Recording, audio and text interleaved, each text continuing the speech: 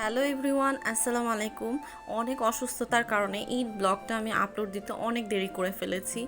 যাই হোক, এখন যেহেতু আপলোড দিচ্ছি, আপনারা অবশ্যই লাইক কমেন্ট করবেন ভালো লাগলে। আর এখানে হচ্ছে আমি দারাজ থেকে ঈদের আগে এই ঈদ মোবারক ব্যানারটা অর্ডার দিয়েছিলাম। আর এটা আমি জান রাতে আমার বেডরুমে লাগিয়ে ফেলেছি।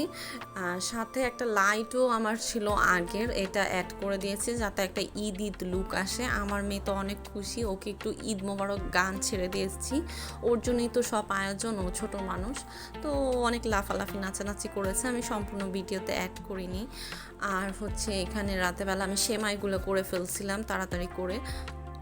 এবার কোরবানি দিয়ে আমি হচ্ছে 3 রকমের সেমাই করেছি, একটা হচ্ছে মোটা সেমাই, আর একটা জর্দাটা করেছি, আর লাচ্চা করেছি বেশি করে।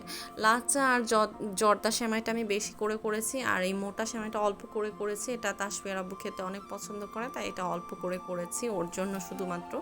আর এই জর্দা সেমাইটা ইচ্ছা মতো করেছি যাতে সবাই খাবো, বাসার সবাই খাবো, গেস্ট আসলেও খাবে। আর এখানে হচ্ছে লাচ্চা সেমাইও করেছি ইচ্ছা মতনে। আর এইগুলা সব সকালবেলা টেবিলে সাজিয়ে দিয়েছি, ওর আব্বু নামাজে যাওয়ার আগে খেয়ে যাবে সকাল সকাল। আর রাতেবেলা হচ্ছে এখানে রোস্ট করেছি, রাতেবেলায় করে ফেলেছিলাম রোস্টগুলো।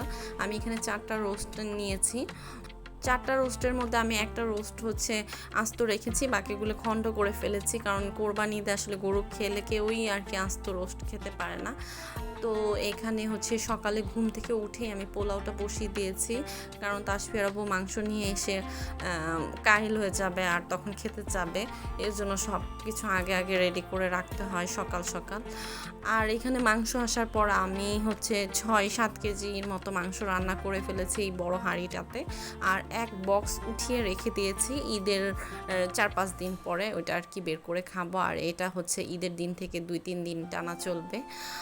যাই হোক, রান্নাবান্না সব শেষ করে অনেক প্যারা নিয়েছি, অনেক কাজ করেছি, যেহেতু সন্ধ্যার পরে হচ্ছে আপুর বাসায় চলে যাব। আপুর বাসায় একটু খাওয়া দাওয়া করব। আর হচ্ছে আমার মেয়েটাকে একটু খুশি করার জন্যই মেনলি আপুর বাসায় যাওয়া। আমার মেয়ে বাসায় একা একা আসলে বোর ফিল করবে, এই জন্য ওকে নিয়ে আর কি আপুর বাসায় যাওয়ার জন্য রেডি হচ্ছিলাম। এখানে ব্রাশ নিয়েছি, লিপস্টিক নিয়েছি, ফাউন্ডেশন, কনসিলার, এগুলো সব দিয়ে রেডি হয়ে নিলাম তাড়াহুড়ো করে।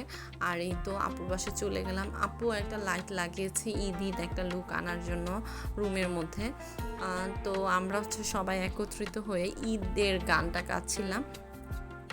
যত ঈদের গান আছিল সব গান ছাড়ছিলাম আর গাচ্ছিলাম একসাথে সবাই একত্রিত হয়ে। এখানে শিফা সাফাজও ছিল, আমার বোনের বাচ্চারা, ননদের মেয়েরা, তারপর হচ্ছে আমার মেয়ে, সবাই একরকম ড্রেস পরে তারা হচ্ছে ঈদ আনন্দে মেতে উঠেছে, সবাই খুব হ্যাপি। আমরা সবাই একত্রিত হলে আসলেই আমাদের সবার কাছে খুব আনন্দ লাগে, যে জন্য এখানে আসাটা আর কি। এই তো এখন তাদেরই তো ঈদ, বাচ্চাদেরই তো ঈদ, তারা এখানে ঈদ আনন্দে মেতে উঠেছে, সবাই একসাথে নাচ গান করছে। আর আমার মেয়ে তো অনেক খুশি বড় বড় আপুদেরকে পেয়ে, সবার মাঝখানে সে হচ্ছে একটু ছোট, আর তার বড় আপুদেরকে পেয়ে ওদেরকে সে ফলো করে করে চলে। যাই হোক, ওদের গান নাচ আপনারা এনজয় করতে থাকেন। আর ব্লগটা আমি এখানে ক্লোজ করে দিচ্ছি, ছোট্ট একটা ব্লগ ভিডিও আপনাদের সাথে শেয়ার করলাম। ভালো লাগলে অবশ্যই লাইক কমেন্ট করবেন, পেজটাকে ফলো দিবেন। Thanks for watching, follow for more.